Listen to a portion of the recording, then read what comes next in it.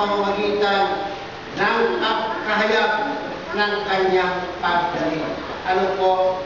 Ang liwaga ng kasamaan ay paligid ng mako. Hanggang sa ngayon, hanggang sa darating. O pag sa ganun, may sama ka doon sa kabayo na maputla at matawag pag nakasakay ka doon. Ang pangalang nakatatak ay Kamay. Kaya sa aklat na ito, sabi ng Ustulba, may tanda sa kanilang kanang kamay na dito mo makikilala kung sino ang mga tao may tanda ng kanang kamay na ang tawag ko na pangalan ay Kamay. Mga kapatid, itong bagay na ito ay muli na ating pong nasa.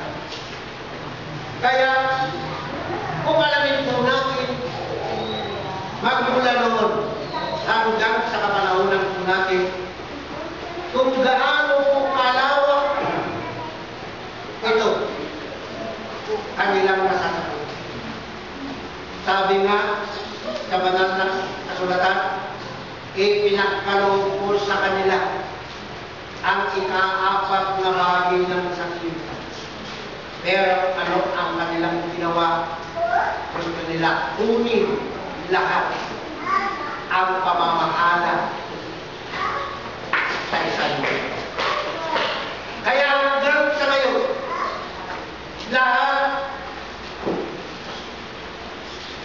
ay kanilang napamahal.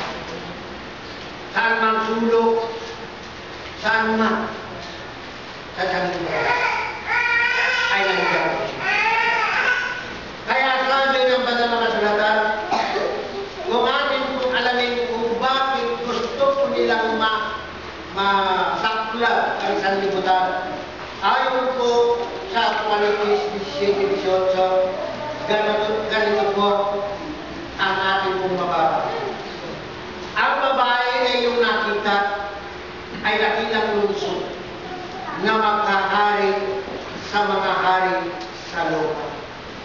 Alam po natin, pag sinabing babae, ito po ay iglesia.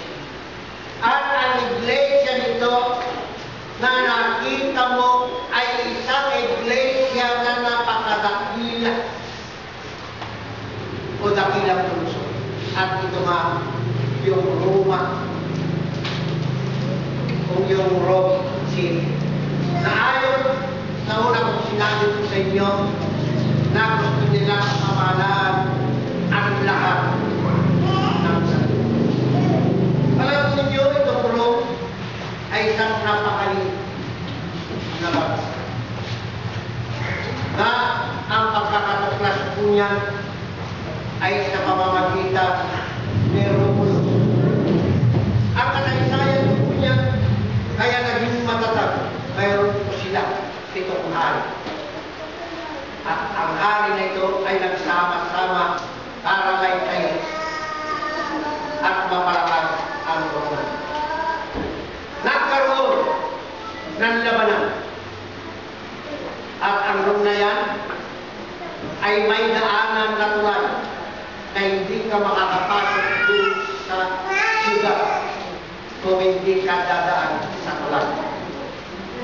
Kaya nung lusubin po itong Rome na ito, yung mga tagalabas upang kunin, hindi po sila nagtagumpay dahil ang ginawa po ng 7 hari, pinutol po nila yung tulay na yun na nagdudugtong para makapasok sa Rome. At sila po nagtagumpay. At dito rin nalagay ang 7 bundok o sibilin na dito bawat bundok. Ganyan nagsimula ang kanyang kapangyarihan na hanggang sa ngayon, dakilang lungsod na gusto lahat ng hari ay kanilang pamamahalaan. Dito ang sabihin. Presidente ito natin dito.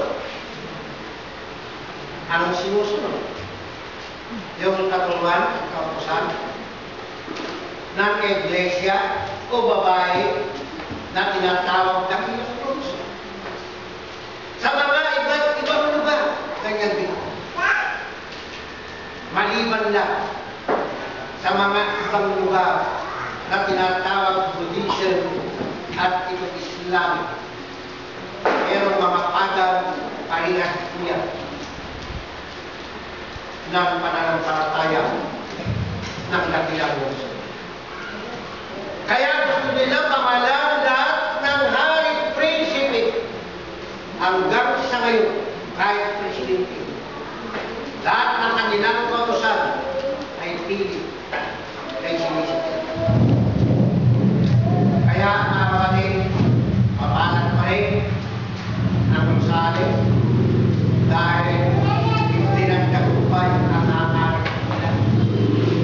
Ang presidente pumunta po rito saan tumutulot doon sa Pluto, pero ang ama ng bayan po natin hinahayaan dahil ayaw po niya doon sa katuluan na gustong ipalaganap itong babae o dakilang lungsod o iglesia na sakutin niya lahat ng tayo.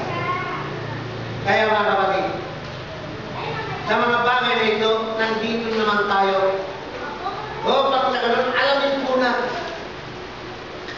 Dahil sabi po ng banal na kasulatan sa Apokalipsis 18:23, ganito po ang sabi po rin. Hindi ka lang tatanglawan, hindi ka na muling matanglawan ng kahit isang ilawan. Hindi na maririnig ang isang tinig ng ikinakasal sapagkat naging makapangyarihan sa buong daigdig ang iyong mga ngalakan, dinaya mo ang lahat ng bansa sa pamamagitan ng pangkukulan. Ito po ang sabi kaya naging makukulan yung kabayo. Nagtago yung mga nakasakay, sabi nga sa Apokalipsis, nagtago po sila. Sabi nila sa mga bundok, tabunan po niyo kami dahil nandiyan na dumarating yung puot ng Diyos. Kaya, nung dumating na ito, sabi na ng banal na kasulatan, hindi na muling tatanglaw ang liwanag sa iyo. At hindi rin maririnig ang mga tinig na ikakasal dahil sa kapangyarihan na gusto sabukin nito ang buong daigdig dahil sa kanilang pangangalakan. At ito nga, ang ginamit ko nilang timbangan tulad ng nakaraan ay timbangan madayo. Hanggang sa ngayon, ang timbangan may piring ang mata. Ibig sabihin, pantay. Pero yung nakahawak ng timbangan, may damdamin at nakakaramdaman. Kaya pag bumagsak yung kabila, naramdaman, mas mabigat. Ito yung timbangan na pangangalakan na sinabi ng Panginoon. Na ito ang lumalaganap hanggang sa ngayon. Ang timbangan na yan ay ang salita ng Diyos na pumasok sa isang tao at pilit na binubulot ng nakasakay dito sa kabayong pula na may kapangyarihan. Alisin ang ilaw at pag nalis, ikaw ay matawag tama. Ngayon, sabi ng banal na kasulatan, natin kung nabasa na ang pangangalakan ng mga ito ay kumalat sa buong bansa sa pamamagitan ng kanilang pagkukulang lahat ng karuman-duman ay kanilang ginawa. Ano ba ang sinasabi? Sa 17:6, ganito po ang sabi. At nakita ko ang babae ko yung lasing sa dugo ng mga hinira at sa dugo ng mga martir, ang mga pinatay